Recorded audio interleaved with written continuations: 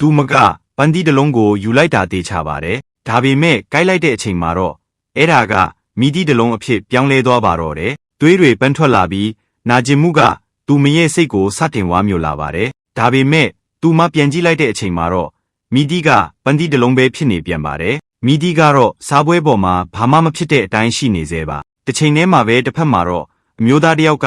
ဆာရိုက်ရလွယ်အောင်လို့သူ့လက်ချောင်းကပတီးကိုခွာချလိုက်ပါတယ်ဒါပေမဲ့နောက်တစ်စက္ကန့်မှာပဲပတီးက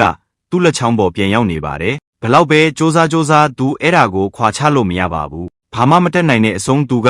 ကိရိယာတစ်ခုကိုယူပြီးအတင်းဆွဲခွာလိုက်ပါတယ်နာကျင်မှုကြောင့်သူသတိပြန်ဝင်လာချိန်မှာတော့သူဆွဲခွာလိုက်တာသူ့ရဲ့ကိုယ်ပိုင်လက်သေးခွန်ကြီးဖြစ်နေမှန်းတီးလိုက်ရတဲ့အခါသူအလွန်ထိတ်လန့်သွားပါတော့တယ်လက်တွေ့ကဘာကြီးပြိုလဲလာပြီးမှတ်ဉဏ်တွေပြောင်းလဲလာတဲ့အခါဘယ်ယာကအစ်စ်အမှန်လဲဘယ်ယာကစိတ်ကူးရင်လဲဆိုတာကိုသူတို့ဘလို့ခွဲခြားနိုင်ပါတော့မလဲဒါကိုပဲလူတွေကတရေတစေတွေရဲ့လှည့်စားမှုလို့ခေါ်ကြတာပါဒီအရာအလုံးဟာဒီမန်ကြီးတစ်ချက်ကြောင့်စတင်ခဲ့ရပဲဖြစ်ပါတယ်ဒေစီနဲ့ကျဲရိုရဲ့မိဘတွေကိုတပ်ပစ်ခဲ့တာလဲဒီမန်ကြီးပါပဲအမှန်တရားကိုဖော်ထုတ်ဖို့အတွက်သူတို့တေချာစတင်စီစဉ်ကြပါတော့တယ်ဒေစီရဲ့လေးလာစုံစမ်းမှုတွေရဒီမန်ဟာ18ရာစုမှာစတင်ပေါ်ပေါက်လာခဲ့တာပါပြီးခဲ့တဲ့နှစ်400အတွင်းမှာဒီမန်နဲ့ပတ်သက်ပြီးတေဆုံးမှုပေါင်း45ကြိမ်ရှိခဲ့ပြီးတစ်ခုချင်းစီတိုင်းကထူးဆန်းပြီးကြောက်မဖွယ်ကောင်းတဲ့အဖြစ်ဆိုးတွေကြီးပါပဲတချို့ကရေချိုးကန်ထဲမှာရေနစ်တေဆုံးကြပါတယ်ဒါပေမဲ့တေဆုံးရတဲ့အကြောင်းရင်းကရေတခန်းချောက်မှုဖြစ်နေပါတယ်တခြားသူတွေကတော့ညှက်မှုပြီးတေဆုံးသွားကြတာဒါမှမဟုတ်တယောက်ကိုတယောက်ပြန်လဲတိုက်ခိုက်ကြပြီးနောက်ဆုံးမှာတော့သူတို့ရဲ့မိဘတွေကိုပါတိုက်ခိုက်လာကြပါတယ်ဒီတေဆုံးမှုတွေရဲ့တူညီတဲ့တစ်ခုတည်းသောအချက်ကတော့အဲ့ဒီမန်ကြီးကိုတစုံတယောက်က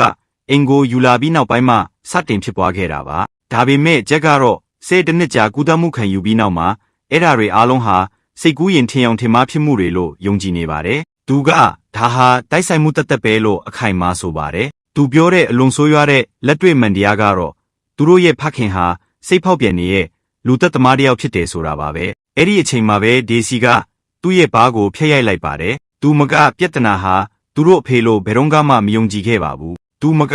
ဒါတွေအားလုံးမန်ကြီးကလုတ်တာလို့ယုံကြည်ထားပါတယ်10နှစ်တိုင်သူမဟာအမှန်တရားကိုဖော်ထုတ်ပြီးသူတို့မိဘတွေရဲ့နမီကိုရှင်းလင်းပေးဖို့တနေ့ထန်ချကအစီအစဉ်တစ်ခုပြင်ဆင်နေခဲ့တာပါလွန်ခဲ့တဲ့10နှစ်ကသူတို့မိသားစုဟာမြို့လေကတိုက်ခန်းတစ်ခုကိုပြောင်းရွှေ့လာခဲ့ကြပါတယ်သူတို့ရဲ့မိခင်ကအဲ့ဒီနေရာအတွက်အဲ့ဒီကျိန်စာတင်နေတဲ့မန်ကြီးအပါဝင်ပရိဘောကအစ်စ်တွေအများကြီးဝယ်ခဲ့ပါတယ်သူတို့ဖေကအလုပ်အတွက်လိုအပ်တာကြောင့်သူမကအဲ့ဒီမန်ကြီးကိုအဖေရဲ့စာကြည့်ခန်းထဲမှာထားပေးခဲ့ပါတယ်အဲ့ဒီနေ့ကစားပြီးထူးဆန်းတဲ့အရာတွေစတင်ဖြစ်ပေါ်လာပါတော့တယ်အဲ့ဒီညမှာပဲသူတို့ဖေရေတောက်ဖို့အောက်ထက်ကိုဆင်းသွားချိန်မှာတစေလိုအရေးတစ်ခုဖြစ်ပြေးသွားတာကိုတွေ့လိုက်ရပါတယ်သူကသူ့မျက်စိတွေအမြင်မားတာလို့ထင်ခဲ့ပါတယ်ဒါပေမဲ့နောက်တစ်နေ့မှာတော့သူတို့မိခင်ကအိမ်ထဲကအပြင်တစ်တွေအားလုံးညှိုးနှမ်းသေးဆုံးနေတာကိုတွေ့လိုက်ရပါတယ်ခွေးလေးတောင်မှခွန်